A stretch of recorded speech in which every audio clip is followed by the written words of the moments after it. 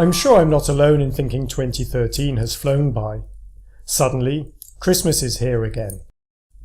Even my dog Mortimer looks forward to it, with evenings by the fire and perhaps a small gift for him somewhere underneath the Christmas tree. Traditionally, the final days of the year have been a time for reflection on what has been and what lies ahead. That doesn't mean we have to dwell on the past, but it does provide an opportunity to learn from our experiences and to think how we can grow and develop in the year ahead. In my travels this year, I've once again been reminded that what we see in the media is only a partial view of the situation. When I visited North Korea in spring, I discovered a country with a rich 5,000-year-old history, pretty landscapes, and a friendly but shy people. Yet such is the media focus on the current politics that one could easily get the impression that nothing, or at least nothing of interest, ever existed there before the Korean War. Last month I visited North Sudan, a country plagued by unrest and fighting for many years. Yet everywhere I went, the people were gracious and friendly.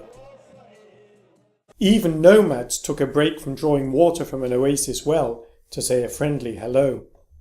In their own way, both trips were enlightening. Of course, I realise that these countries do indeed face many challenges. But like many places, there's so much more to them than simply bad news stories. It's easy to talk of rich countries and poor, so-called developed and developing. But in my experience, a place's real wealth lies with its people. And often, it's those with the least who are the most generous and willing to give. Yet giving is not just about material things, of course. Last year I suggested that instead of fretting about expensive Christmas presents, we instead consider giving the gifts of patience, good humour and kindness to those around us. This year I'd like to share another idea with you. 2013 has brought plenty of surprises.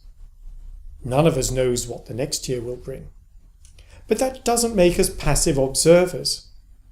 We might not be able to control what life throws at us, but we can certainly do our best to ensure that what we give to life and to those around us is positive. Of course, this is easy when it comes to those we like and love, but how much harder is it when it comes to strangers and perhaps people of whom we're less than fond?